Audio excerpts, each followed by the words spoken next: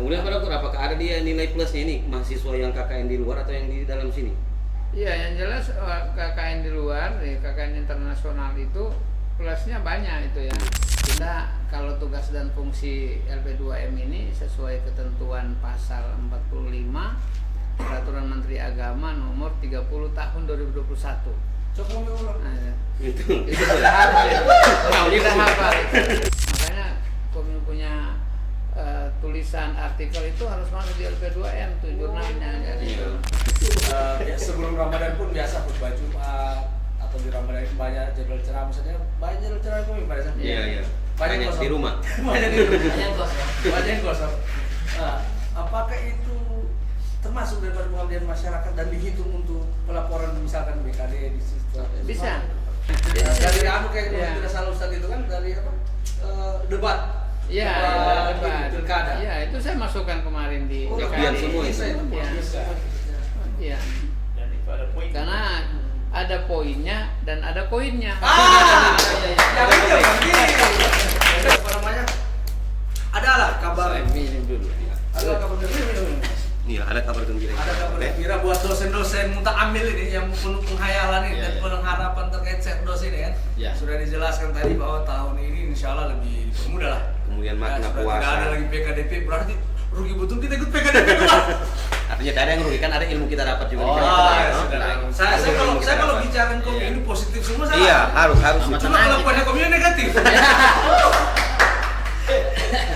Kalau perkataan itu macam positif semua Betul. saja. Itu sudah ciri-ciri orang munafik.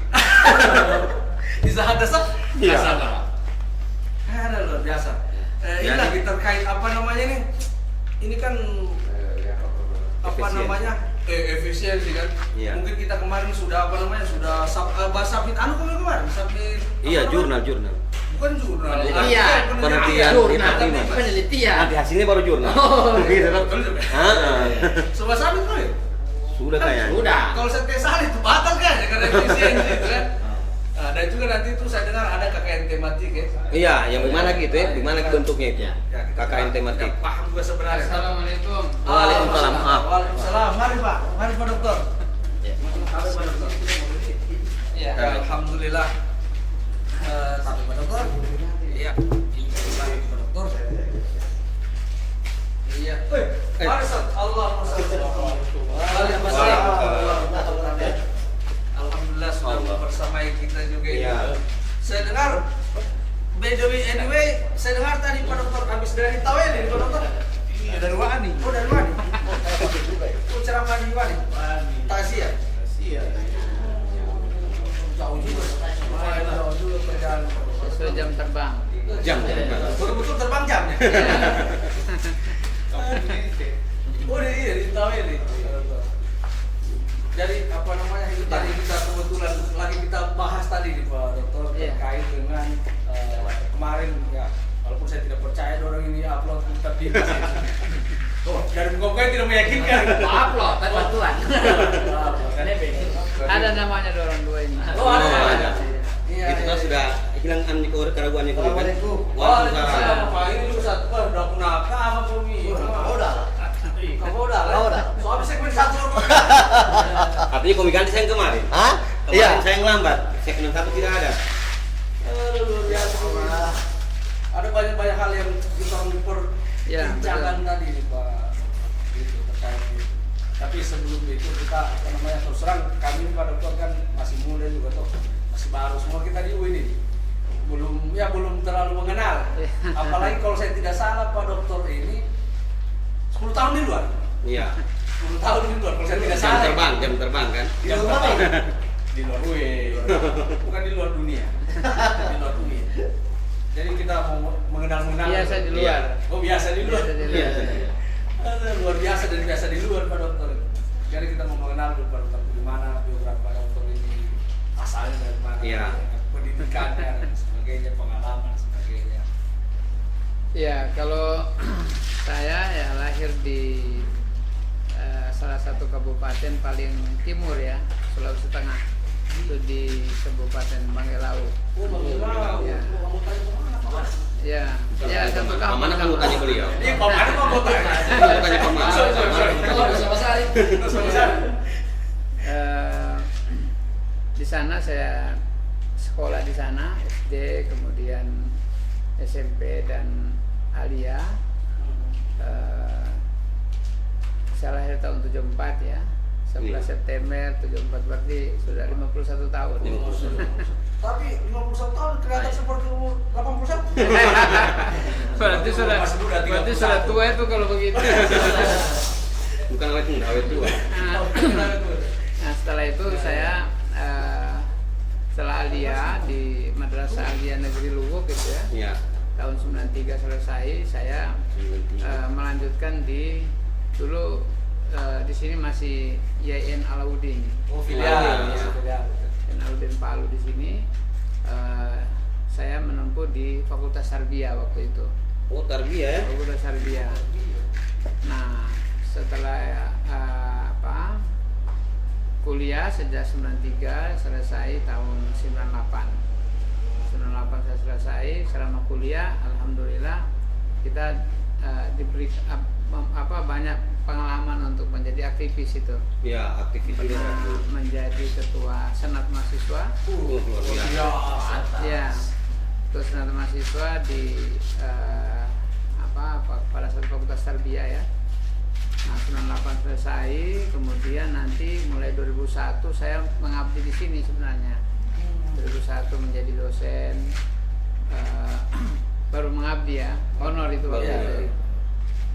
Nah, setelah itu saya melanjutkan kuliah di Universitas Muslim Indonesia Makassar. Oh, di UMI. Oh, di UMI. Oh, sama seperti narasumber sebelumnya tadi Iya. WR1. Nah, jadi di UMI Makassar S2 selesai tahun 2004 dan selanjutnya balik pulang ke Palu di sini, kemudian mengabdi terangkat tahun 2005. Setelah itu menjadi dosen tetap di Fakultas Syariah waktu itu ya, Fakultas Syariah. Dan terakhir saya menjadi ketua prodi peradilan agama dulu. Iya, Waktu itu masih jurusan syariah ya. Nah, tahun 2013 saya sedang menjabat juga sebagai ketua prodi. Waktu itu ada seleksi Komisi Pemilihan Umum. Iya. Oh, iya. KPU Provinsi. Tahun berapa pertama itu? Tahun 2013. 2013. Nah, setelah itu saya ikut seleksi, alhamdulillah lolos sebagai komisioner KPU Provinsi Sulawesi Tengah dan terpilih menjadi ketua waktu itu.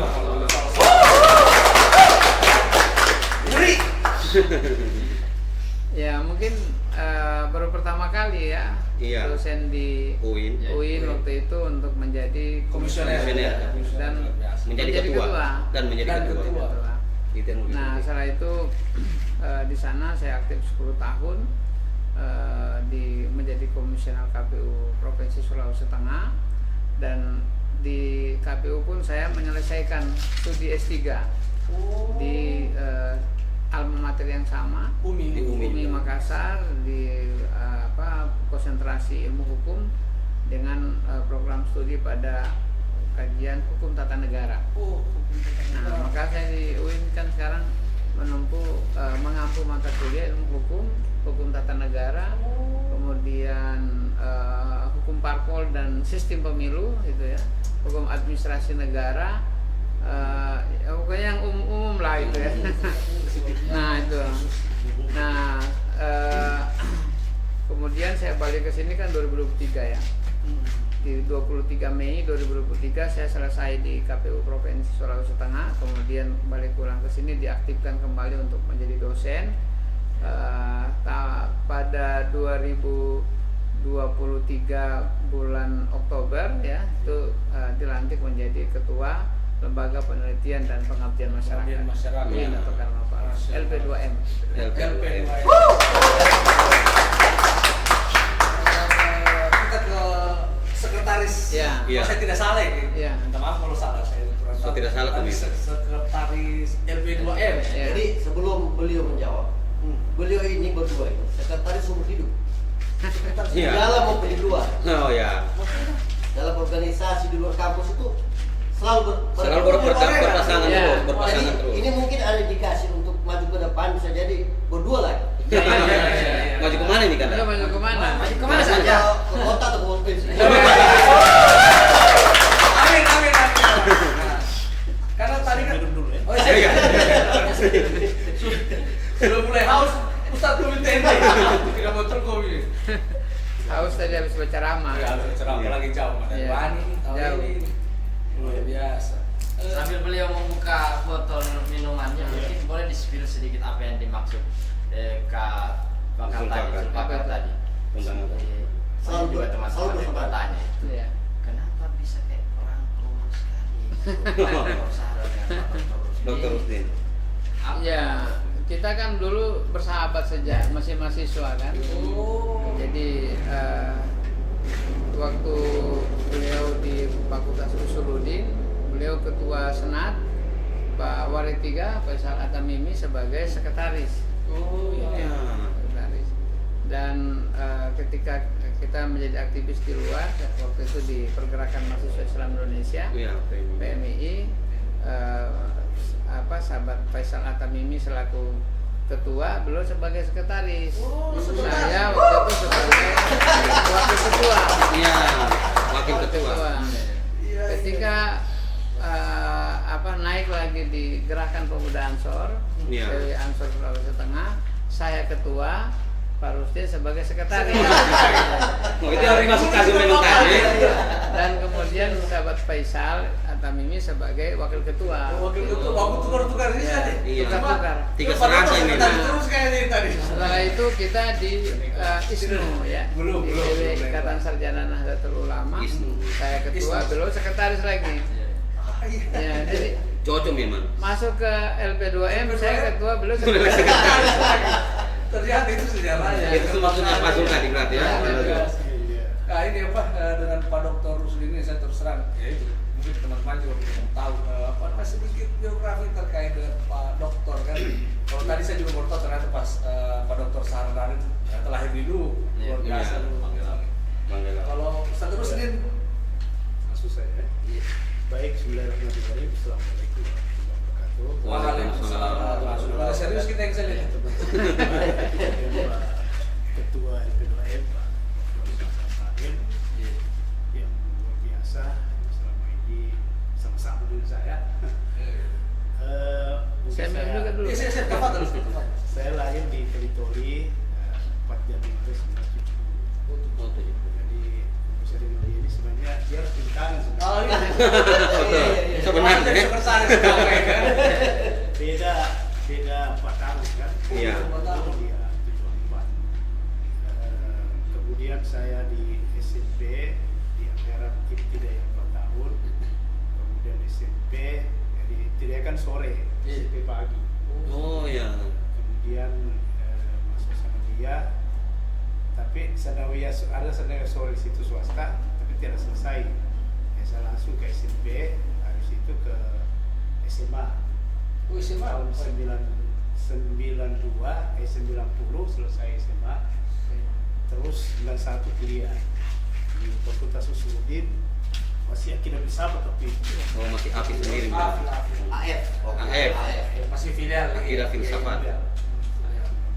Jadi saya ketika kuliah mulai dari kuliah itu ketua komisariat, kemudian ketua senat, ketua HNJ, ketua senat. Oh, betul senang. Sudah tugasannya semua berarti dua-dua ini. Iya, jadi tidak salah ya Iya. dari ketua senat. Banyak pengalaman. Aktivis murni artinya semua memang. pengalaman itu kan dari kita saja. Tapi kalau kita kreatif, saya kira kalau secara intelektual saya sebenarnya tidak cerdas saya, tidak cerdas dan tidak pintar. Nah, cuma saya punya prinsip situ bahwa ketika diberikan tugas, maka saya harus bertanggung jawab. Luar biasa. Tanggung jawab. Tanggung jawab intinya. Bukan karena cerdasnya, bukan karena pintarnya. Sebenarnya banyak teman-teman kita, banyak teman-teman saya itu cerdas dan pintar. Cuma persoalannya ketika diberikan tanggung jawab, kadang-kadang lalai dari tanggung jawab itu. Jadi ada pelimpahan tugas, justru melimpahkan kepada orang, padahal dia diambil. Dia diamanahkan. Nah, itu yang mungkin yang saya pahami. Makanya ketika saya dengan Pak Sardarin selaku, kalau secara umur kan saya lebih senior, tapi beliau punya trik-trik sendiri kalau memerintah. Iya. Langsung. Jiwa kepemimpinannya itu sudah Saya berikan timbul contoh. memang. Pasek ada kegiatan, Iya. saya sudah paham itu. Jadi ada yang mau dikerja, siap. Nah itu biasa saya begitu. Makanya dari awal Itu kan sudah dari hati ke hati. Iya, betul. Nah, itu. Jadi itulah sebenarnya membuat saya jadi connect dengan dia. Akhirnya nyaman lah. Jadi tidak merasa diperintah. Iya. Saya juga tidak merasa senior. Betul. Oke, sejalan. Nah itu sampai sekarang itu yang berjalan. Jadi kalau dari saya terangkat itu kan tahun 2000. Jadi saya di sini mengabdi dulu 3 tahun. Selesai 96, 97, 99, saya ikut seleksi dengan Pak Faisal waktu itu. Tidak lolos saya. Oh ya, Pak Faisal Saya yang masuk. Tapi Faisal mengatakan sabarlah, jaga dirinya. Jadi bahasa itu saya ingat, sabar din. Ente punya diri nanti di belakang. Meskipun kau dulu ketua senat, tapi saya duluan jadi dosen. Oh gitu. Jadi saya walaupun itu santai, tapi saya merasa bahwa ini nasihat ini. Jadi karena waktu itu saya sudah kawin dan keluarga sudah menuntut harus ada tanggung jawab. Akhirnya saya tidak terlalu aktif di PMI kembali. Waktu itu beliau sudah luar biasa ke Jakarta kemana. Saya masih urus keluarga. Iya. Tapi saya Dan sudah yang hampir sama saya sama Pak Rusdin ini waktu itu sama-sama aktivis, kita punya motor yang tua, sama tua. Jadi beliau saya Honda 800 waktu itu, Pak Rusdin waktu itu Yamaha warna merah. Nah, sama. Jadi itu kadang-kadang dua motor itu yang sering digunakan untuk aktivitas di luar dan di dalam kampung. Beda di masanya kita ya. Iya. Betul. Itu Di masanya kita kemarin sudah ada FU. motor saya itu sampai tidak ada semua kunci bisa masuk. Semua kunci. Iya. Jadi kalau saya, motor saya itu persenelannya kendor. Jadi teman pakai dia las. Jadi begitu mau dibuka dilas lagi. Jadi sampai di jalan macet-macet, tapi waktu itu ya asik juga kita di organisasi. Memang tidak punya apa-apa, tapi kita punya semangat sekaligus punya kemampuan berkomunikasi. Kalau sekarang kan beda dengan anak muda sekarang. Dia harus naik motor baru. Betul. Kalau Manja, kita manja, dulu manja, manja. setengah mati motor kita waktu pernah digunakan khotbah Jumat di Jalan Anoa, tidak sampai-sampai di Jalan Anoa. Tidak sampai-sampai karena mati terus di jalan itu. Bukan motor hidup segar Begitu sampai di masjid itu sudah sudah diganti kita jadi khatib. Diganti khatib. Karena lambat datang. Gara-gara motor tadi itu. Sudah hilang lagi kasihan di situ, uang makan di situ. Gara-gara lama tadi itu. Kalau orang kos kan begitu, anak-anak kos ini. Anak kos kan begitu dulu dia ini. Jadi saya sambung ke tadi. Iya. Kaitan dengan itu, jadi setelah saya terangkat sebagai dosen, saya sebenarnya kan posisi saya dosen, tapi saya ditempatkan di pegawai itu kurang lebih 3 tahun. Jadi proses fungsional saya administrasi 3 tahun. ya, Berarti belum langsung mengajar di situ Pak Dokter ya? Oh, teknik dulu baru teknik. Jadi bahkan waktu itu tuntutan keluarga, walaupun saya dosen, tapi sore itu saya bekerja lagi di sini dulu kan masih ada tukang-tukang di sini. Iya. Saya sampai segitu. Sambil saya karena belum cukup kehidupan ini kan belum terpenuhi. Jadi untuk transmisi sekarang jangan terlalu manja ya. Iya. Sore itu jam 2 saya ada tukang dekat rumah saya. Maka saya pintar, saya buat tukang-tukang. Bapak potong-potong kayu, bapak sengaja bikin meja bisa. Dan jangan lupa dibikin sendiri. Itulah. Tidak juga. Makanya saya hidup di lingkungan keluarga itu, walaupun dalam sederhana, tapi bisa membuat lemari sendiri, membuat rumah sendiri. Saya itu saya bikin sendiri. Karena pengalaman itu. Pernah jadi pimprong ini? Tidak juga. Di zamannya Siapa? Pak Rektor. Hasilnya ada itu, dan saya boleh di belakang dulu di. Ah iya, betul. Oh, yang Kan, iya. Iya, jempolan? Iya, jempolan. Jempolan. Jempolan itu. Iya. Oh, Masya Allah. Itulah Kreatif Serba ya. bisa semuanya. Serba bisa. Tapi kadang kehidupan itu yang membuat kita kreatif ya. Betul, betul, betul. Seperti yang dibilang. Karena berpikir saya begini, kita kan orang tua kita ini kan masih sederhana di kampung. Dia tahu anak itu kuliah, tentu sudah bisa mencari sendiri kan. Iya. Tidak mungkin kita selesai baru lagi, terus mereka sama orang tua. Saya punya prinsip bahwa kenapa kok perempuan bisa punya rumah, bisa punya motor, saya pun laki-laki tidak bisa. Akhirnya motivasi itu membuat saya menjadi harus berusaha. Luar biasa. Itu yang saya lakukan. Makanya apapun pekerjaan saya kerjakan. Tidak peduli itu pangkat karung, pangkat sebentar kerjakan. Penting halal. Yang penting halal. Walaupun saya sudah pede sebenarnya. Iya. Sudah pede tapi saya masih kerja di masyarakat seperti itu. Karena tuntutan keluarga juga sudah harus meningkat. Saya kira itu yang sangat penting. Kemudian tadi kaitan dengan di organisasi yang dikatakan oleh Pak Dr. Saran tadi, saya kira seperti itu kita. Cuma saya berpikir kenapa Pak Saran selalu dipilih saya sekretaris. Jadi waktu diambil saya kan tidak hadir. Saya sengaja tidak hadir karena sudah ada informasi saya dengar. Pada saya tidak hadir ini. Itu juga begitu. Saya lagi nanti dia. Tapi dengan ketulusan beliau, saya respon dengan baik. Akhirnya alhamdulillah bisa berjalan dengan baik sampai sekarang. Begitu di LP2M kan duluan dia dilantik. Iya. Ketua. Jadi saya masih penasaran tuh sebenarnya. Siapa lagi sekretaris? Tiba-tiba 1 bulan kemudian ya. Iya. Saya lagi telepon, terus saya dilantik ketemu lagi dengan dia. Seharusnya saya ketua LP2M. Oh iya. Dari segi senior di LP2M saya senior kan? Iya. Dari segi umur saya senior. Tapi Pak Rektor kan bisa dipikirkan. Tapi kan namanya mekanisme kerja kan yang menentukan kan. Jadi kan kalau dalam manajemen kepemimpinan itu kan tidak ada dikotomi antara senior junior kan. Betul. Tidak ada dikotomi antara tua muda. Sepanjang punya manajemen kepemimpinan yang baik ya sudah semuanya bisa berjalan. Betul.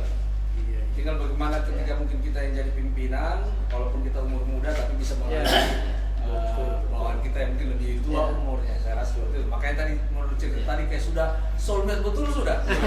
Soulmate Di dalam maupun di luar. Di dalam maupun di luar sudah dapat chemistry-nya. Kayak terus terang kayak saya Pak Zulfakar ini. Walaupun ya dari muka beliau tua memang. Tapi kan saya dan beliau dulu ini kan stafnya Marek 1. Ketika awal jadi dosen, saya staf Marek 1, beliau juga walaupun beliau ya dari muka sudah tua memang. Tapi kan kita tidak pernah, artinya saya masih baru dan sebagainya kan. Pokoknya beliau siap, sambil nonton kita kerjakan sama-sama dan sebagainya. Jadi satu lagi saya mungkin pengalaman dengan beliau. Jadi ketika misalnya kita ada sesuatu yang misalnya perlu dibayar, itu tidak perlu bercerita bahwa kita langsung selesaikan. Jadi tidak perlu misalnya kita ke warung kopi atau di mana, saya sudah paham beliau, dia pasti bayar. Jadi sebaliknya kan. Jadi tidak ada kesan itu bahwa kita saling menghindar. Iya. Karena memang seperti itulah. Jadi tidak perlu ada perasaan itu bahwa saya tidak punya uang. Pokoknya kalau beliau sudah panggil ya pergi. Karena itu tadi bukan berarti karena dia belum banyak uang. Enggak. Mungkin saya lebih banyak gajiku daripada dia. Tapi beliau lebih spesial, lebih sosial kepada teman-teman, khususnya kepada saya itu ketimbang yang lain-lain gitu. Makanya ketika ada perintah itu bukan berarti saya harus hindari, tapi memang sebuah tuntunan sudah itu bahwa ini harus diselesaikan.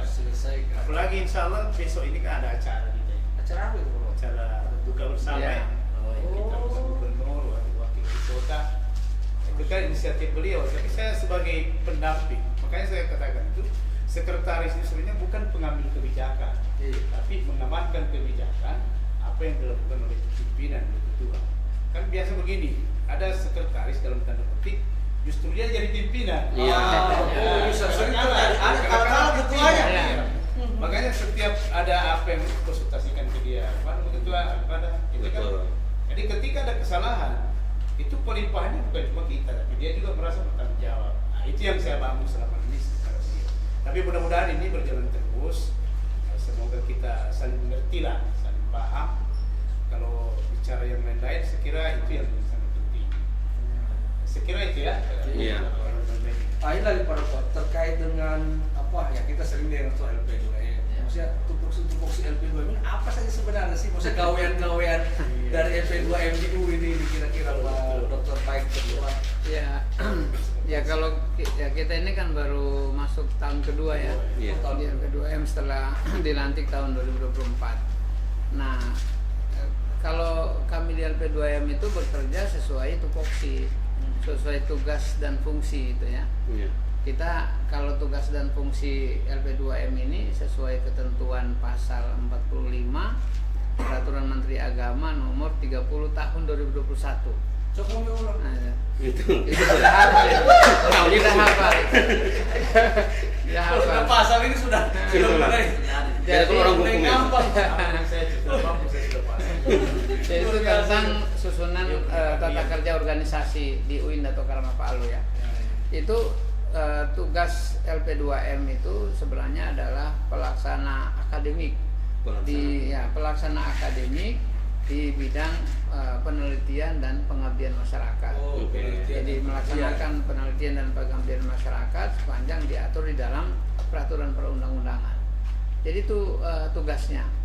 Nah, fungsinya itu melakukan perencanaan, pelaksanaan program, evaluasi, kemudian mengkoordinasikan, mengkonsolidasikan itu penelitian dan pengabdian masyarakat di UIN Dato Karama Palu, dan kemudian riset-riset itu dipublikasikan melalui jurnal.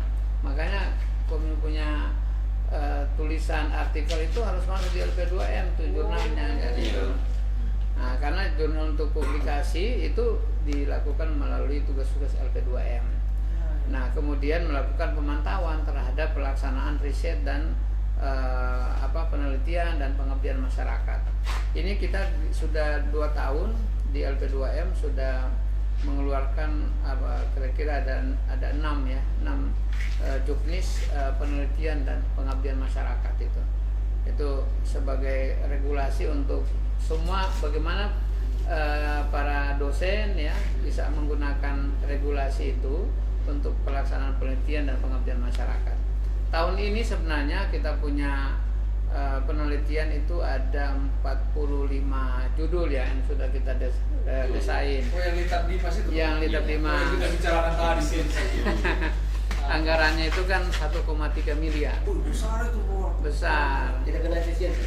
Nah, itu tadi ya. Jangan, sudah poin. Dia sudah to the point ya. Nah, itu.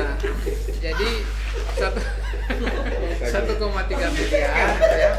Jadi kita sudah membagi klaster-klaster sesuai dengan visi misi Pak Rektor itu ya. Jadi bagaimana UIN itu memiliki kemajuan di Asia Tenggara.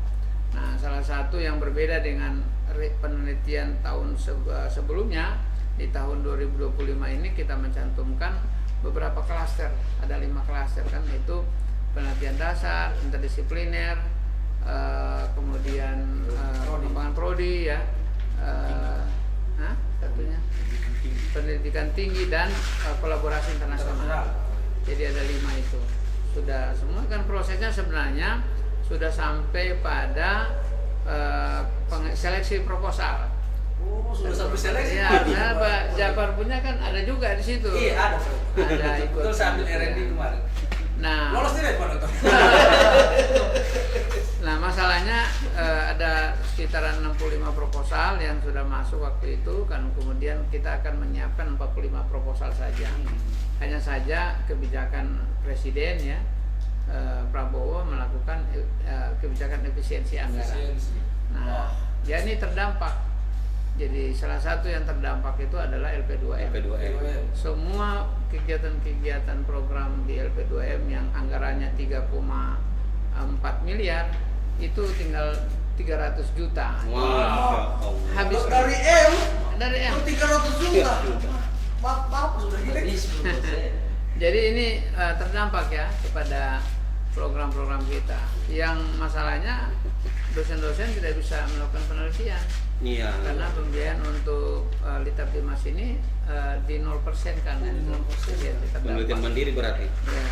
Jadi saya menyarankan saja waktu itu kepada teman-teman dosen yang sudah masuk proposalnya bisa dilakukan dengan secara mandiri tanpa biaya. Kalau mandiri biayai sendiri. Iya. Kan jadi amal bakti kan itu. Ikhlas beramal. Ikhlas beramal. di bidang penelitian, riset-riset. Tapi kan kita juga tidak pesimis itu ya. Harus juga rajin mencari pembiayaan kegiatan-kegiatan penelitian. Kan dosen juga bebas untuk memilih sumber-sumber pendanaan itu. Ya bisa di luar, bisa mora, bisa internasional itu kan. Hanya saja memang keperluan untuk pengisian BKD ya, kinerja, SKP itu kan akan mempengaruhi itu ya, pengaruhi terhadap pengisiannya. Apalagi ada kewajiban khusus itu ya, ada jurnal Sinta 2 itu, Scopus dan lain sebagainya. Nah itu kan ya dibutuhkan kerja keras bagi dosen untuk bisa kebutuhan-kebutuhan itu bisa ada itu ya. Nah ini kendala kita karena sudah efisiensi, anggaran penelitiannya tidak ada. Begitu juga di pengabdian masyarakat, kecuali hanya KKN ya. KKN saja yang ada karena ada di bagian pengabdian masyarakat itu. KKN saja yang ada anggarannya. Yang lain itu kan kami di LP2M itu ada 7 kepala pusat. Kepala pusat penelitian dan publikasi, kepala pusat pengabdian masyarakat, kepala pusat moderasi beragama, kepala pusat hubungan internasional, keputus gender dan anak, kemudian produk halal dan layanan kesehatan. Ada 7 itu di sana dengan mengurusi unit-unit beberapa, misalnya haki itu ya. Jadi semua dosen-dosen daftar hakinya, misalnya ada karya artikel, buku dan segala macam itu bisa daftarkan hakinya di LP2M itu.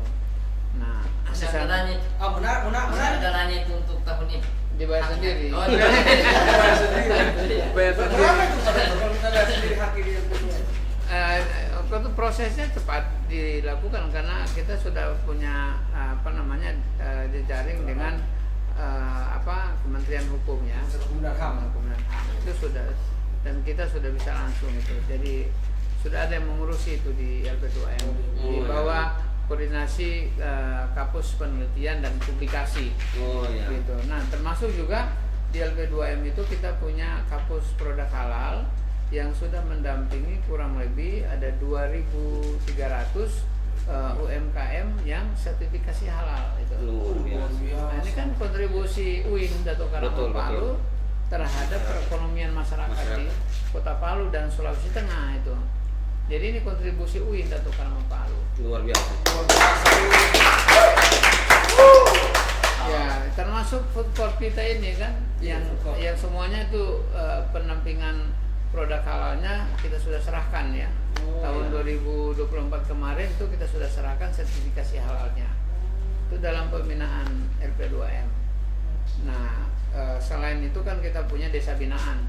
Desa binaan itu ya. Desa binaan. Gimana desa binaan itu? Desa binaan kita di Kota Palu ini kan ada yang pertama ini Kelurahan Lere. Tapi kita menambahkan karena ada program untuk pengembangan pengabdian masyarakat lingkar kampus. Jadi di sepanjang wilayah kampus ini menjadi bagian dari pengabdian masyarakat UIN Dato' Karangga Palu. Jadi tidak hanya saja yang ada kampus yang ada di Bumi Bahari, tapi kampus 2 yang ada di Sigi sana, itu di POMBW itu juga program untuk lingkar kampus ya, pengabdian masyarakat. Kita sudah berkoordinasi dengan pemerintah daerah Kabupaten Sigi maupun pemerintah Kota Palu untuk pengembangan ini. Bahkan di khusus untuk Kelurahan Lere kemarin kita sudah melaksanakan pelatihan otomotif. Iya. Untuk masyarakat ya? Iya, untuk anak muda di sana, otomotif, perbengkelan itu ya. Nah, kita juga melatih ibu-ibu di sana itu untuk life skill itu. Di daerah sini. Di daerah di Kamulere. Kabupaten Abon. Untuk keterampilan keterampilan hidup ya bagi ibu-ibu. Nah, itu tidak saja di situ tapi juga di Sausu ya, di Sausu. Kemudian di Kalawara, di Sigi itu ya. Itu sudah pernah kita lakukan. Kemudian yang di mana tuh? Salena? Tidak, di Makmur, Kabupaten Donggala. Rio Pakapa. Nah ini juga kita membuat membuat dengan mereka itu kepala-kepala desa itu melakukan PKS, jadi penandatangan kerjasama. Jadi PKS kita turunkan mahasiswa KKN itu ya. Iya. Bukan partai. Ya ada juga lagi satu yang baru kita penandatangan PKS di Kecamatan Mutong sana, jauh itu ya. Jauh sudah Iya. tiap hari. Tapi ini kami tuh sampaikan kepada dosen-dosen bahwa kepada fakultas ini bukan desa binaan LP2M, Iya. tapi desa binaan UIN. UIN. Jadi semua dosen, semua fakultas pada saat dia melakukan pengabdian masyarakat, ya memilih desa binaan ini sebagai lokasi untuk pelaksanaan pengabdian masyarakat. Dan kita sudah buat juknis untuk pengabdian masyarakat, di mana pengabdian masyarakat itu kepentingannya untuk pengisian BKD ya, pengisian BKD dan SKP itu. Jadi nanti akan ada, kalau yang pengabdian masyarakat boleh nanti LP2M mengeluarkan surat keterangan dari LP2M untuk pelaksanaan pengabdian masyarakat sekaligus sertifikatnya. Nah, jadi itulah yang digunakan, dokumen itu yang digunakan oleh para dosen untuk pengisian BKD dengan SKP-nya. Gitu.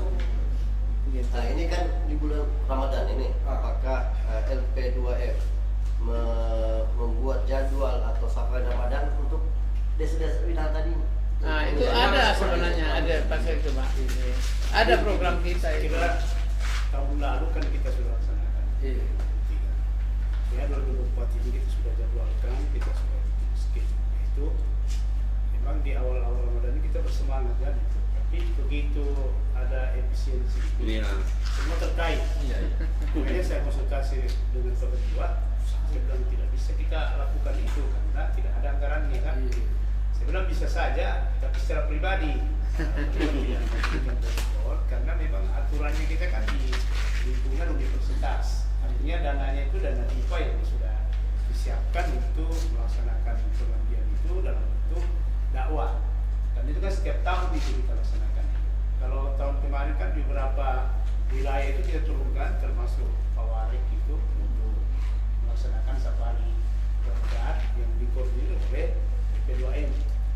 Tapi tahun ini kayaknya agak sulit kita untuk melakukan itu karena ya mungkin semua yang kita ikhlas beramal bisa saja kan.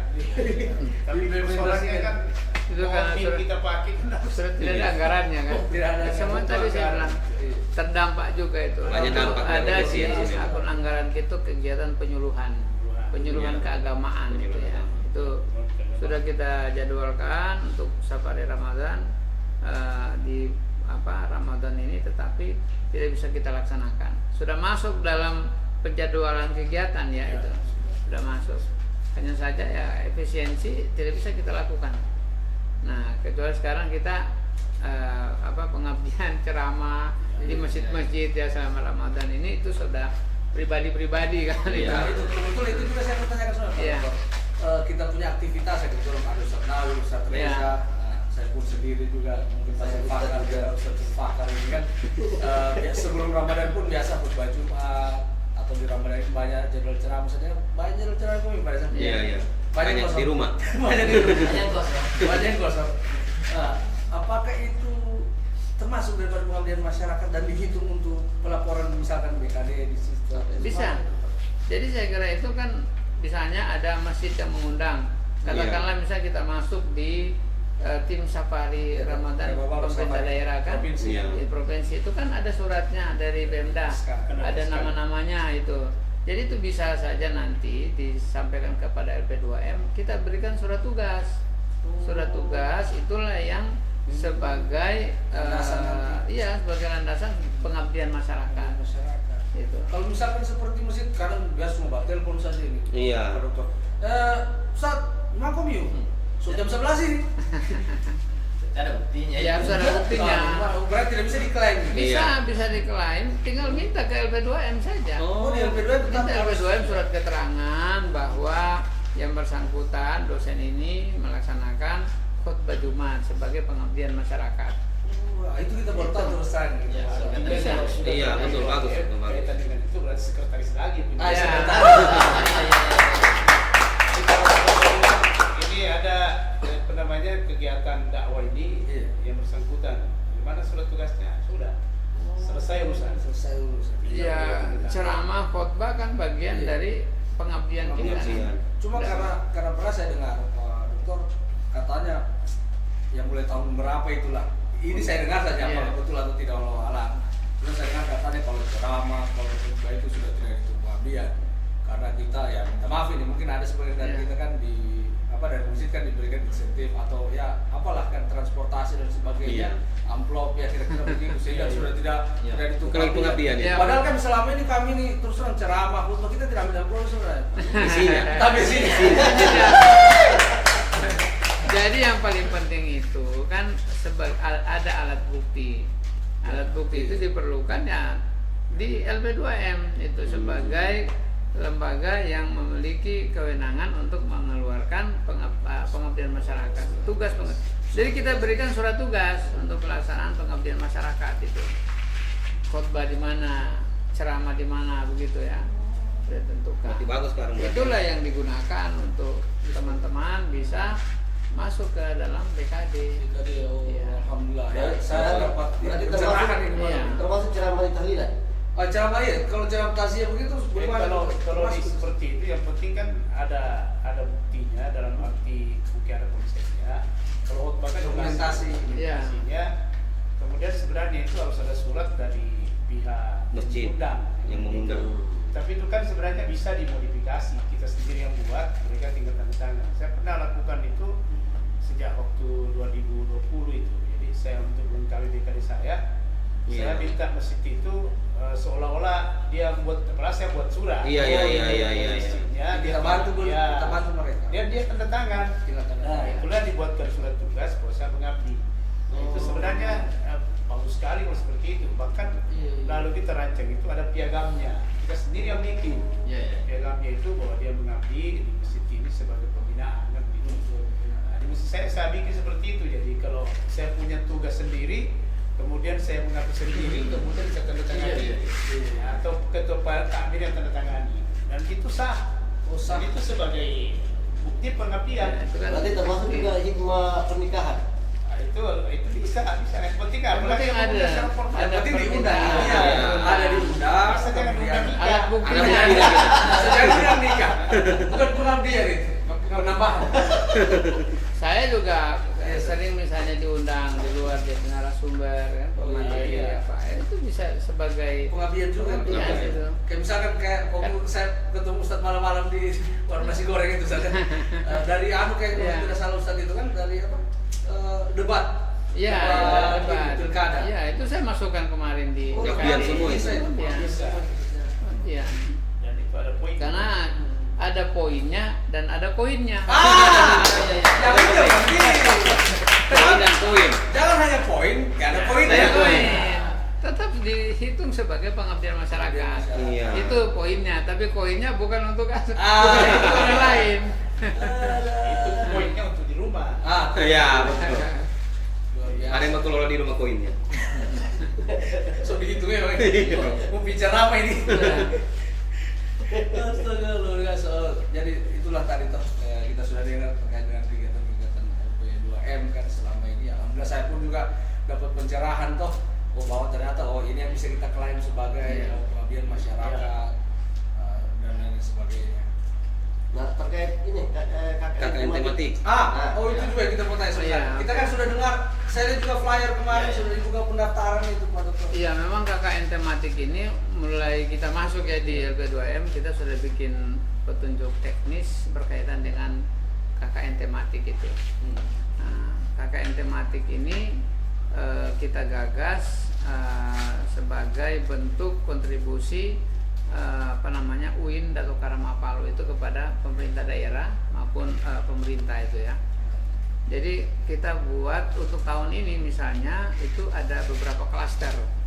Pertama klaster moderasi beragama, Oke. ya. Kemudian yang kedua klaster kawasan industri, lingkar industri, kemudian yang ketiga lingkar kampus ya, dan yang keempat itu literasi keuangan. Nah, jadi 4 ini bisa diikuti oleh semua mahasiswa di 5 fakultas ya. Iya, 5 fakultas. Karena Saintek belum punya, ada. bisa KKN belum ada. Iya. Jadi 5 fakultas ini bisa, silakan dia akan memilih di Klaster tapi yang mana ya, dia? tapi sebenarnya ada prioritasnya itu sesuai dengan studi keilmuannya. Iya. Misalnya kalau PB ini lebih baik kepada keuangan ya, literasi keuangan. Tapi ada juga yang ambil moderasi beragama itu ya, semua. Kita kan tidak membatasi ya, karena mereka punya pilihan itu. Nah, tahun ini setiap tahun KKN ini dilakukan dalam 2 gelombang gitu ya. Gelombang pertama ini untuk semester genap ya. Semester genap ini kita akan turun di bulan April 2020. Iya. Sekarang kita sudah proses untuk pendaftaran ya. Pendaftaran sudah mulai dibuka, terakhir nanti pendaftarannya sampai dengan tanggal 7 April. Oh, terakhir pendaftaran. Terakhir pendaftaran. Dan pendaftaran ini tidak perlu datang ke LP2M. Bisa online. Online. Jadi bisa di rumah diisi. Yang penting dokumen-dokumen syaratnya itu sudah terpenuhi semuanya itu. Misalnya KRS-nya ya, itu yang diambil dari Siakat itu. Surat keterangan dari fakultas bahwa sudah punya pembimbing skripsi itu ya, atau misalnya sudah proposal. Ada pernyataan sehat jasmani dan rohani. Jadi kita pernyataan dibuat sendiri, dan kita sudah buatkan formatnya, dibuat sendiri. Sebab kalau kita minta ke rumah sakit, biaya lagi, dia mengeluh lagi mahasiswa. Sekarang ya, yang penting dia menyatakan bahwa dirinya sehat. Tapi kita juga karena di LP2M itu ada klinik kesehatan itu ya. Iya. Jadi nanti ya mahasiswa masuk KKN itu kita coba untuk mereka dites itu, memeriksakan diri situ. Misalnya darah ya tekanan darah itu ya. Kemarin kan kita lakukan itu. Iya. Nah, itu syarat-syaratnya semuanya diupload ke dalam link yang sudah disediakan oleh LP2M. Nanti setelah itu kita akan melakukan seleksi ya. Seleksi pemeriksaan terhadap dokumen administrasinya.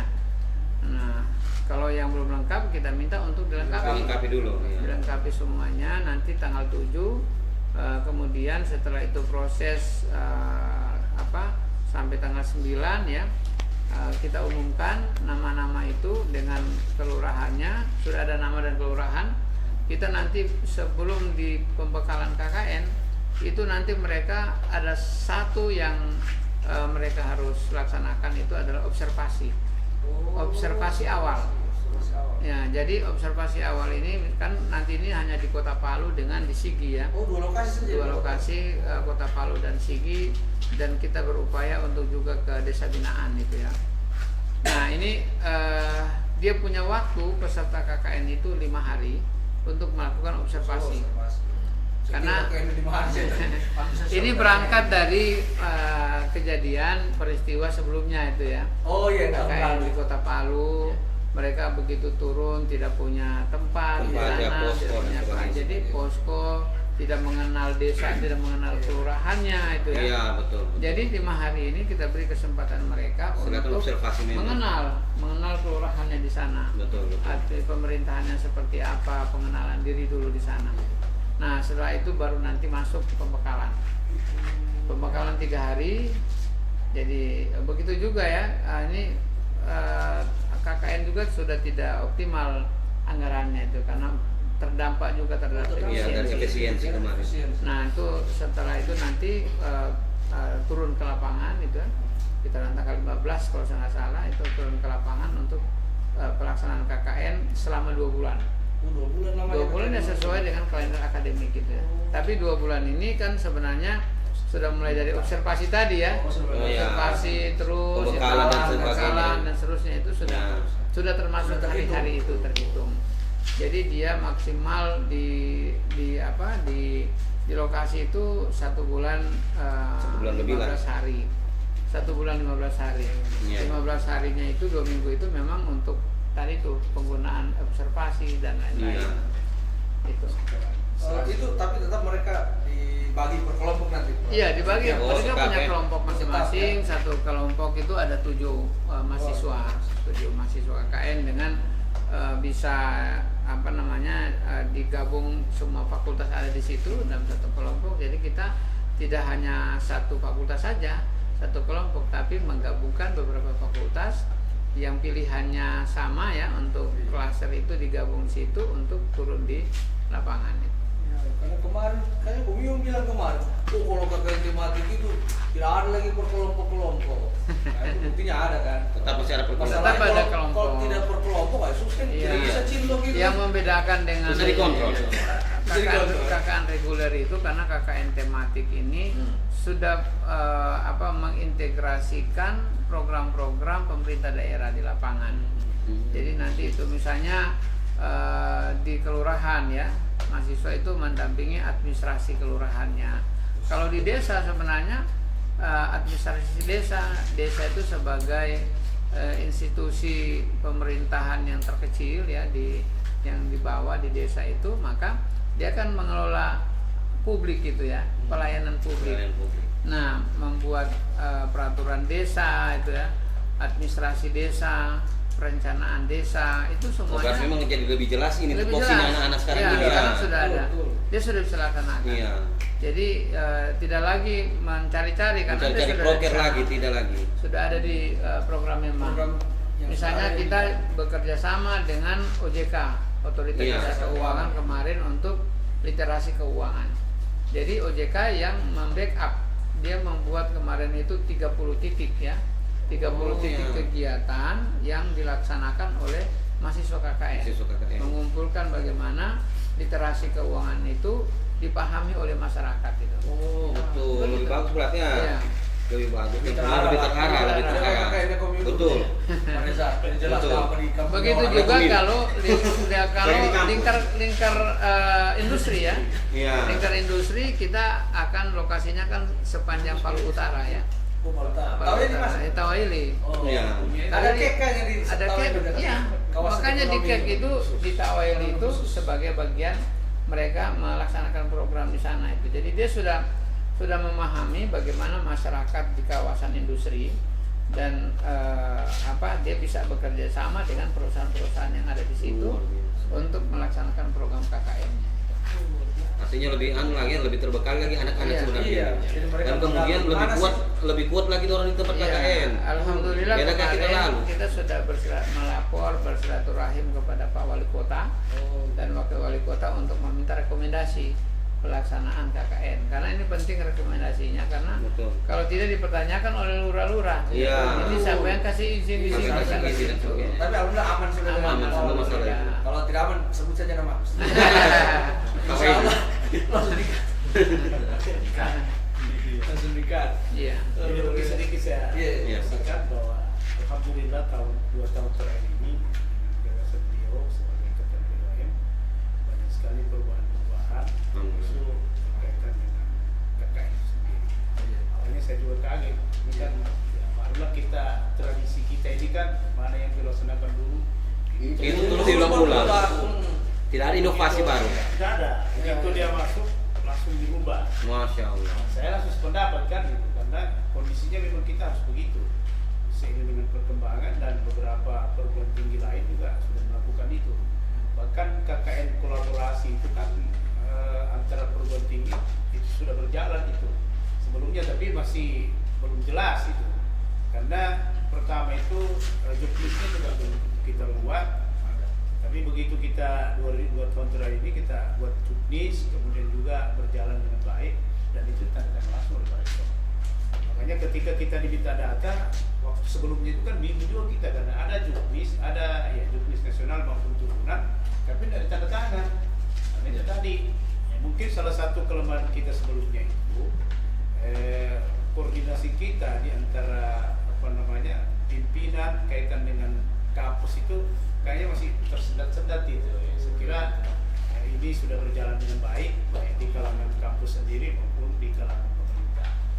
Nah, alhamdulillah. Jadi saya kira semua ini akan kita lihat di akhirnya nanti seperti apa nanti prosesnya. Ada yang menarik KKN ini kali ini. KKN internasional.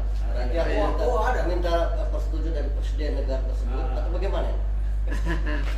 Ya kalau KKN internasional memang kemarin kita sudah programkan ya, sudah terlaksana di Thailand. Ada 8 mahasiswa yang KKN di sana dan kita selain KKN internasional ada seminar internasional dan pengabdian masyarakat internasional. Nah itulah yang kemudian menjadi nilai tertinggi di akreditasi itu untuk pengabdian masyarakat internasional. Gitu. Karena ya kalau tidak ada itu turun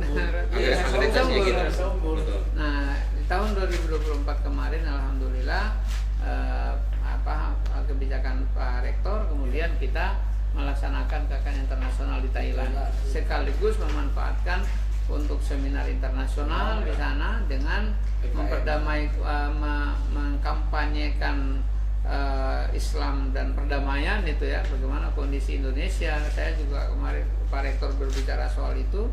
Saya juga menyampaikan terkait dengan konstitusi kita di Indonesia yang menjamin terhadap kebebasan beragama itu dan perdamaian.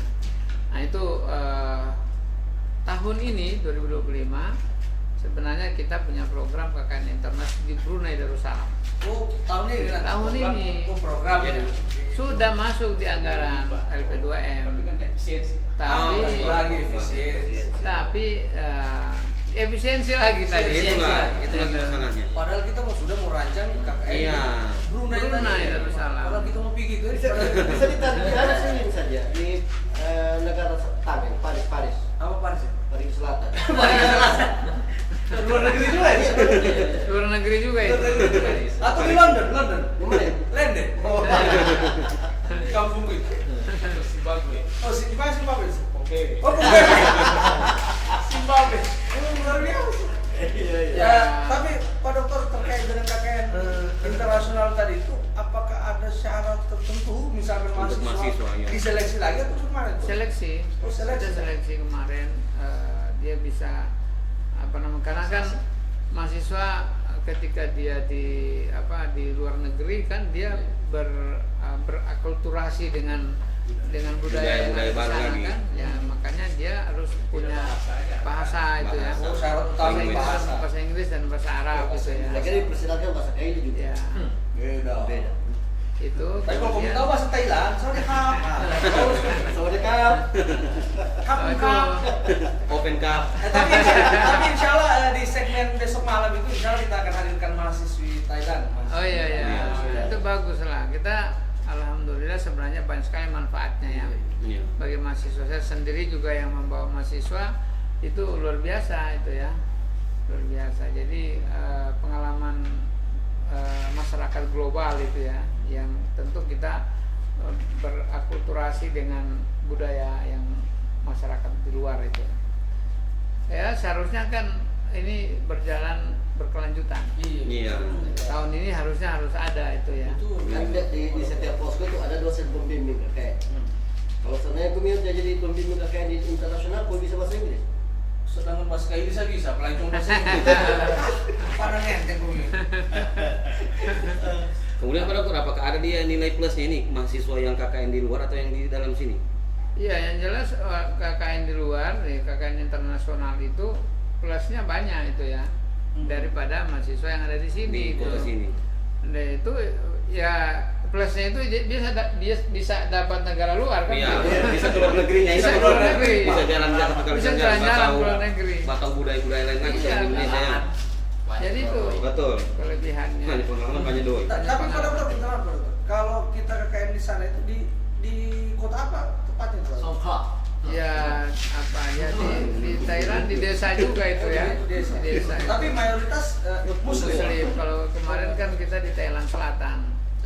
Thailand Selatan itu ya mayoritas Muslim ya 60%, kecuali kalau Bangkok gitu dan seterusnya itu kan Buddha semuanya.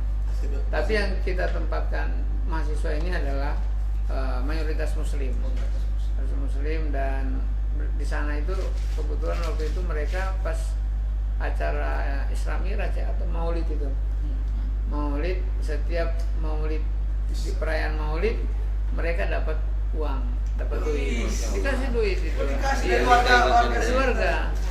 Nah, terus kalau ada orang meninggal, Iya. datang untuk sholat Jenazah. mengurus jenazah, kasih uang lagi dia. Masya Allah. Setiap orang yang datang itu dikasih duit. Royal orang Thailand. Nah, jadi Sedekah. Iya. mereka di sana tidak lapar itu ya, tidak lapar karena luar biasa. Ada satu kelompok itu mereka tinggal di masjid. Tinggal di masjid, ada yang tinggal di pesantren ya, di pesantren di sana, lembaga pendidikan. Jadi tidak susah, mereka malah pulang bawa banyak oleh-oleh itu di sana. Iya, betul. Asal jangan bawa cewek Thailand ya. Tidak apa-apa juga, yang penting pulang yang mau nikah tuh.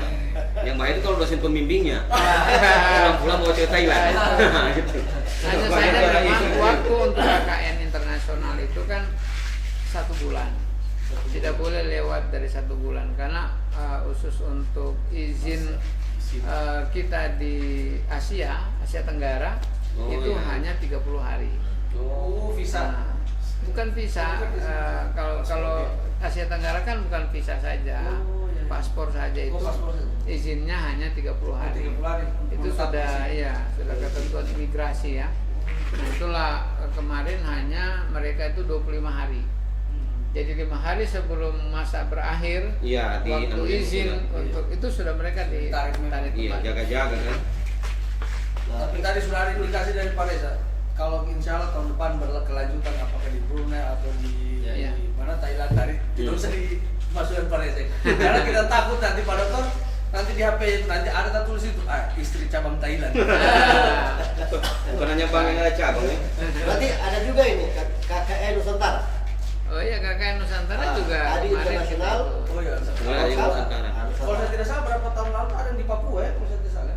Iya, Ada. saya sebetulnya pembimbing. Oh pemilu gitu. Ke Papua juga sih. Iya, 2022 itu. Iya 2022 berapa tahun lalu. 2024 di Bandung. Kuningan, di Bandung. Kuningan. Yang Karena dulu kita Papua kan di situ. khusus untuk kita hanya 2 orang saja mahasiswa. Oh untuk Satu orang mahasiswa, iya, karena Di Papua kemarin 4 orang. yang 2022.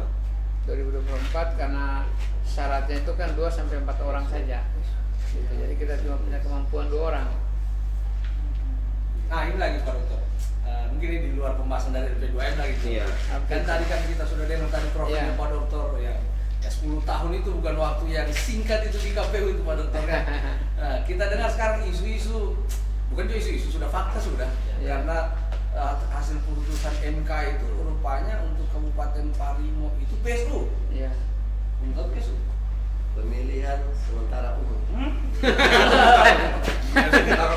Pemilihan suara ulang. Ulang. Sorry. Bukan soal ulang. Oh iya, bukan uang. Minta biasa materi mana baru tuh. Biasa materi mana? Serangan pajak. Serangan pajak. Kalau ini kan serangan Java. Bagaimana itu? Apa sebenarnya yang menjadi problem kemarin itu Pak Dokter? Menurut yang Pak Dokter amati itu kan? Kita ini kan sebenarnya khusus untuk PSU di Indonesia pasca putusan Mahkamah Konstitusi itu kan ada 24 daerah ya. Ada 24 daerah PSU. Kita di Sulawesi Tengah ada 2 daerah, Kabupaten Parigi Motong dan Kabupaten Banggai. Nah, ada perbedaannya, Kabupaten Banggai itu hanya 2 kecamatan, 2 kecamatan, tetapi di Kabupaten Parigi Motong itu semua TPS. Masya Allah. Ada Satu 8, kabupaten itu, Pak? iya 1 kabupaten. Anggaran lagi kan? Anggaran tambah, jadi ada 818 kalau nggak salah itu TPS yang ada di Parigi Motong. Jadi memang putusan Mahkamah Konstitusi itu ya ada beberapa amar putusannya itu ya. Pertama membatalkan ya hasil keputusan KPU berkaitan dengan hasil rekapitulasi suara. Kemudian yang kedua membatalkan penetapan calon itu ya. Kemudian membatalkan keputusan KPU tentang nomor urut calon, dan kemudian mendiskualifikasi salah satu pasangan calonnya, yang bupatinya didiskualifikasi untuk tidak ikut di dalam PSU. Jadi memerintahkan kepada kepada KPU untuk melakukan PSU tanpa mengikut sertakan kepada satu calon yang dinyatakan diskualifikasi. Jadi paslonnya hanya calon bupatinya, tapi calon wakil bupati kan masih memenuhi syarat. Jadi itu berarti calon bupatinya yang diskualifikasi. Jadi ini kan berkaitan dengan syarat calon ya, mantan terpidana itu. Jadi kan dia harus pertama mantan terpidana itu diancam dengan ancaman 5 tahun ya, barangkali 5 tahun penjara, dan kemudian atau telah menyelesaikan masa pidananya itu 5 tahun. Jadi ada masa jeda. Jadi seseorang kalau misalnya dia terpidana maka harus 5 tahun dulu selesai menyelesaikan. Nah, terhadap kasus Parigi Motong ada salah satu pasangan calon bupati yang belum terpenuhi. Belum terpenuhi. Memang awalnya TMS KPU melakukan tidak memenuhi syarat, menetapkan TMS, tapi kemudian pasangan calon tersebut melakukan upaya hukum ya, penyelesaian sengketa administrasi, sengketa proses di Bawaslu. Bawaslu menolak gitu ya. Kemudian mengajukan banding ke PT Tun Makassar. PT Tun Makassar menerima, lalu kemudian KPU memasukkan sebagai peserta. Tapi pertama waktu itu. Iya. Pertama, setelah itu prosesnya berjalan, setelah disengketa di Mahkamah Konstitusi, pemohon ya yang melakukan permohonan terhadap sengketa hasil itu akhirnya mendalilkan ya bahwa yang bersangkutan calon nomor 5 ya itu tidak memenuhi syarat, dan mahkamah menerima itu ya, dan lahirlah PSU itu. Kenapa ya? Mahkamah mempertimbangkan bahwa meskipun suaranya itu tidak signifikan ya, karena hanya 7% ya, 7% itu kalau nggak salah ada 19.000 ya, kalau nggak salah 19.000 apa 7.000 ya, itu tidak signifikan dengan suara pemenang.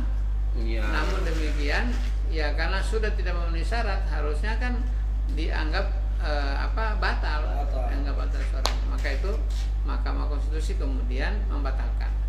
Jadi itu terjadi PSU. Sekarang yang saya dengar kalau yang saya ikuti ya, mereka sedang melakukan proses tahapan. Jadi nanti tanggal ini sedang pengumuman ya, pengumuman pendaftaran bagi calon yang diskualifikasi tadi.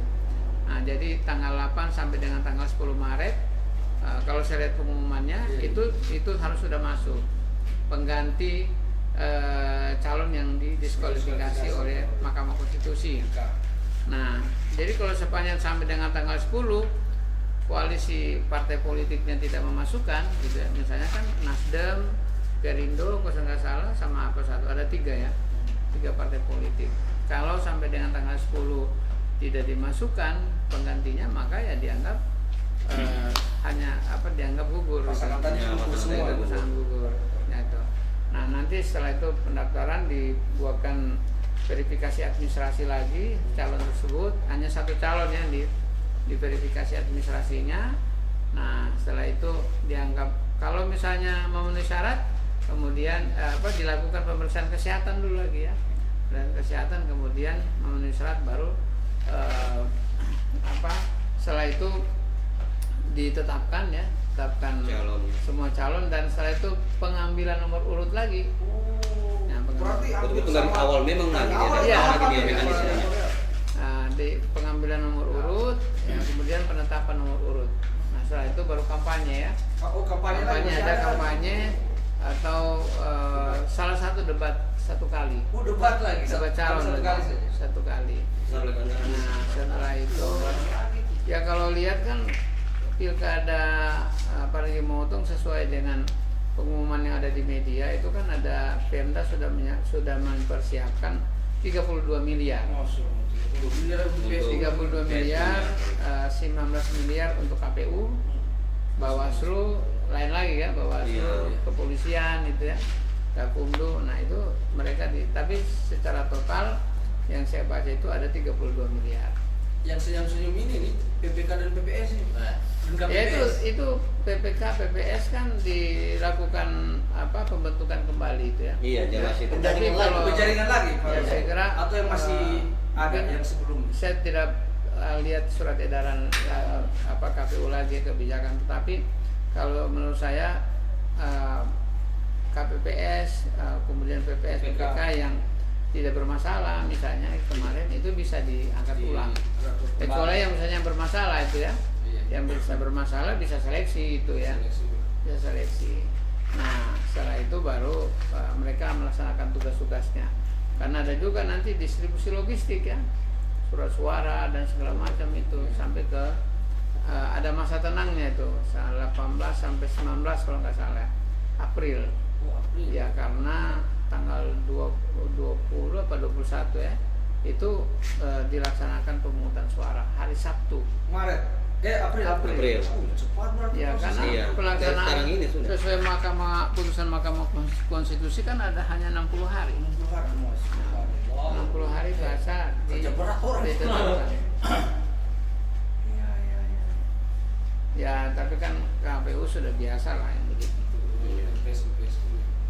Dan Kota Palu aman Pak. Sudah dilantik. Yang penting cuma 2 tadi itu kan. Bangkai dengan Karimo. Ini lagi Pak Dr. Yang terakhir ini nanti kita akan minta pendapat juga dari sisi agama, kemudian Ustadz juga di sebelah ya. Terkait tadi Pak Dr. yang tak salah ucap tadi PSU pemungutan suara uang ini ya. Ini kan terindikasi beliau ini. Jadi bagaimana itu dalam belum bicara tentang agama ini Pak Dr. Maksudnya dalam kitab serangan fajar maksudnya. Iya, serangan fajar. Itu untuk edukasi untuk masyarakat juga Pak Dr. Ya itu kan fenomena kalau kita lihat sekarang misalnya kan mengkhawatirkan juga di PSU ini ya.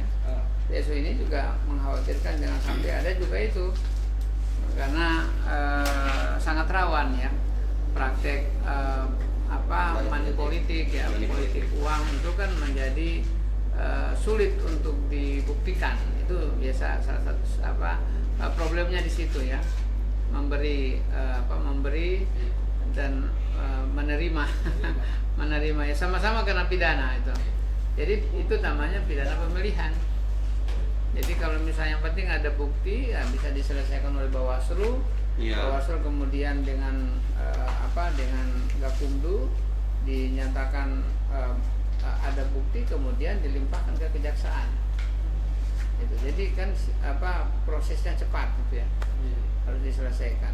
Jadi itu ya saya selama 10 tahun di KPU itu salah satu yang paling sulit untuk dibuktikan ya berkaitan dengan padahal praktek money politik itu ada itu. Iya, tidak bisa ditutup mata dipungkir itu. Nah memang kemarin kan sengketa di Mahkamah Konstitusi ya salah satunya dalil-dalil dari para pemohon itu kan termasuk itu salah satunya.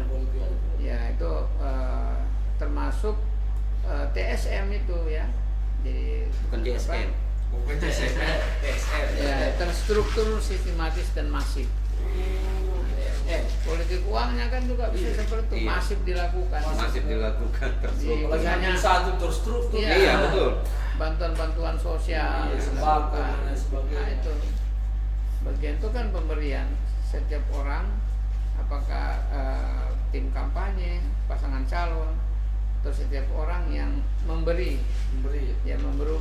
berupa uang atau jasa lainnya dan mempengaruhi pilihan seseorang itu termasuk dalam kategori politik uang. Dan itu bisa dipidana itu. Bisa dipidana memang dalam yang menerima dan memberi dan menerima. Kalau saya menerima dengan ikhlas. Ada orang dikasih tidak ikhlas. Ikhlas lah. Nah, itu dari apa namanya dari segi profesionalnya. Oke. Yang kena pidana kami. Kemarin yang kemarin 500.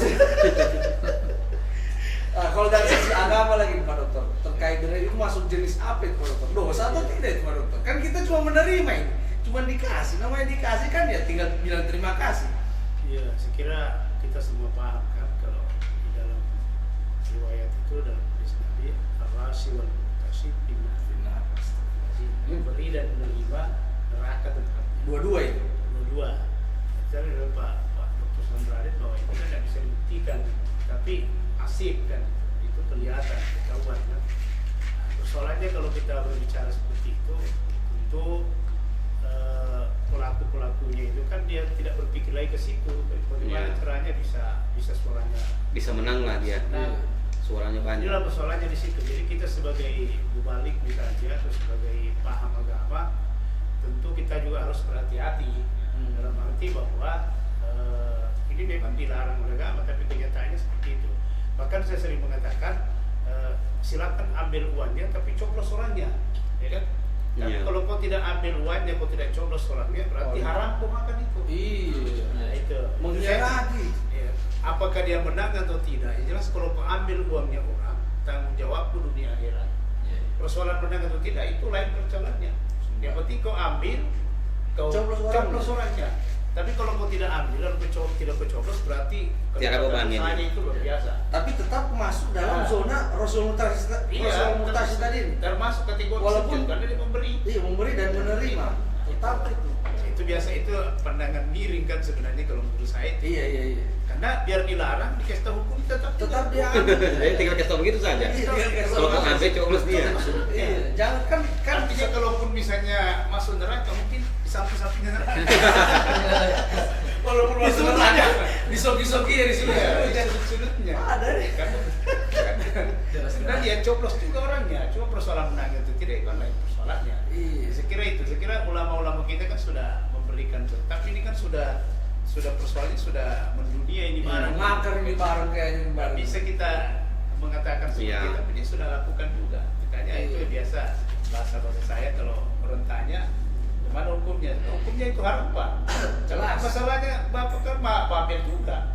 Kalau kok begitu, coblos memang orangnya supaya sedikit saya kok masuk neraka. Biarnya saya pikir-pikir ya. Pikir-pikir. Boleh tuh pada saya pikir-pikir aja. Boleh. Saya kira itu Boleh. sudah saya kira cukup ya. Iya. Untuk statement closing atau closing statement kita ini kita minta statement terakhir dari Pak Iya. Ketua LPM dulu, Ketua LP2M dulu, baru kemudian Sekretaris LP2M. Baik Pak. Ya, kalau kami di LP2M itu visinya adalah sebagai jantung universitas Iya. di bidang penelitian dan pengabdian masyarakat untuk mewujudkan keunggulan ya UIN atau Karama Palu. Maka itu kami memastikan bahwa pelaksanaan penelitian dan pengabdian masyarakat itu bisa terlaksana dan bisa dilaksanakan oleh dosen kita yang ada di UIN atau Karama Palu. Dan tidak saja kuantitasnya tetapi juga kualitas. Itu. Statement Iya, kalau saya statement dari sebagai saya sebagai sekretaris, apalagi sebagai dosen ini, yang paling penting itu kan keterbukaan. Keterbukaan dalam segala aspek, yaitu berkaitan dengan pekerjaan maupun berkaitan dengan kegiatan-kegiatan di lingkungan kita di sini. Terus yang kedua, semangat bekerja itu harus muncul.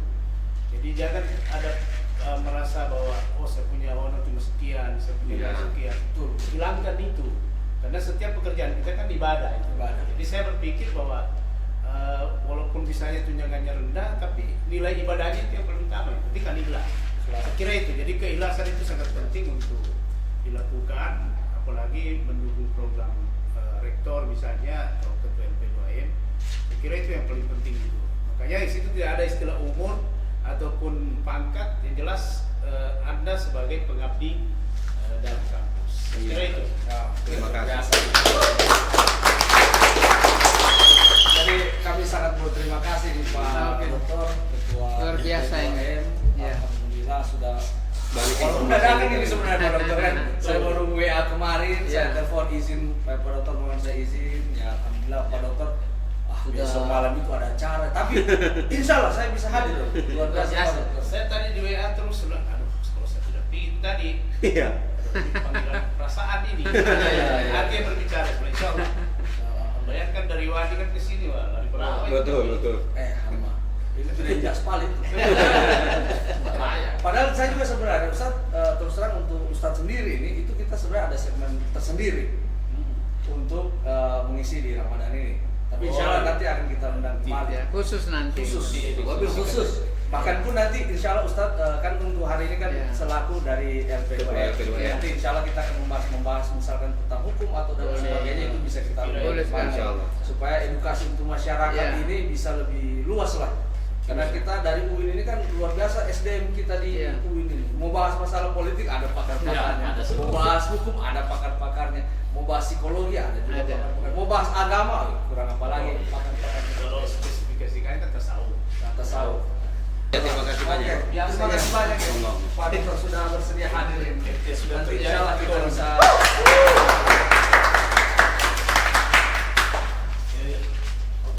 Ya jadi begitulah. Alhamdulillah.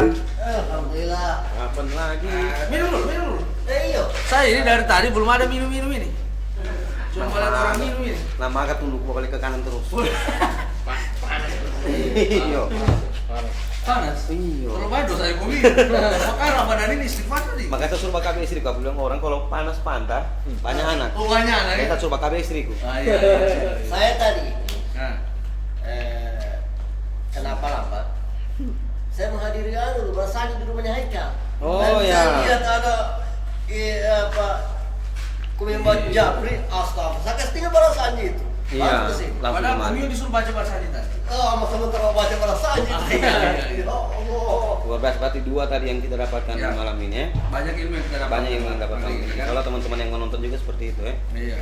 Mulai dari bagaimana tadi tata kelola WR1 dan Iya, SDM, persoalan akademiknya. persoalan akademik, kemudian nanti ya kabar gembira untuk teman-teman yang belum serdos, Iya. ataupun teman-teman Dan nanti yang dimudahkan. barusan diterima di UI. Iya. Ya gitu. Walaupun masih banyak pertanyaan saya sebenarnya tadi itu untuk saya mau sampaikan, cuma kan Iya. Waktu kita dibatasi terbatas ruang dan oleh waktu dan lain sebagainya kan. Nah, kemudian ya yang kedua tadi, dari segmen kedua tadi itu ya alhamdulillah kita juga banyak dapat ilmu ya. Banyak tercerahkan memang dari segi penelitian. Dari penelitiannya juga kita dapat tercerahkan ya. Intinya tiada hibah tahun ini ya. Betul. Mengkerut tahun ini berarti. Betul kering. Giliran saya mendaftar baru batal. Iya, untuk Dulu saya saya tahun tidak lalu. pernah Sama kita penasib itu, begitu juga saya. Sudah mulai kita semangat ini. Bayangin saya ambil penelitian yang paling susah itu R&D, produk kan. Ya. Sudah keren-keren, tidak ada Saya keren batal efisiensi. Rugi betul ide buat tunjuk dulu kemarin. Iya. Tidak rugi, kan tetap nanti ada nanti ke depannya untuk komi lagi. nanti. Itu saya bilang, kalau saya kalau bicara komi positif sekali saya lihat. Betul. Walaupun kelakuannya komi negatif. Iya. Iya. Kalau tadi 3 orang baru di sini tadi mantan ketua senat semua di Mantan UIN. ketua senat semua. Saya tahu ketua tahun berapa Pak Rusdin itu ya? Pak Dr. Rusdin, Pak Sahran. Saya 2013 di sini. Komi ketua senat? 2013. Serius? Ketua senat? Bisa komite obat memang komi Saya dulu tidak mahasiswa aktif. kupu-kupu, Pak. Iya, kampus rumah. Kuliah pulang. Masa tahun kapan kamu? Tidak, 2010 beliau, saya 2011. Kan menghabis 1 tahun di pondok. Nah itu, jadi ya itulah perjumpaan kita malam hari ini. Betul, terima kasih. Insya Allah masih ada episode-episode yang lebih menarik nanti ke depan. Iya. Ya episode selanjutnya ini kita lebih menggigil lagi. lebih Iya. menggigit, lebih menggigit, ya menggigit, mencakar, Bukan menggigil. bukan menggigit. Nah, seperti itu. Jadi siapa tahu ada pantun dulu. Ini jangan pantun. Pantun dulu, coba pantun dulu. Keburu berikan deh, naruh mataku leh. Pantun ada pantun. Umur kena tahu pun boleh. Saya kalau sudah Habib yang bilang begitu, Iya. tidak saya. Sudah, oke lah. Sampai jumpa lagi di episode selanjutnya. Terima kasih kami dari tim kreatif semuanya. Terima kasih.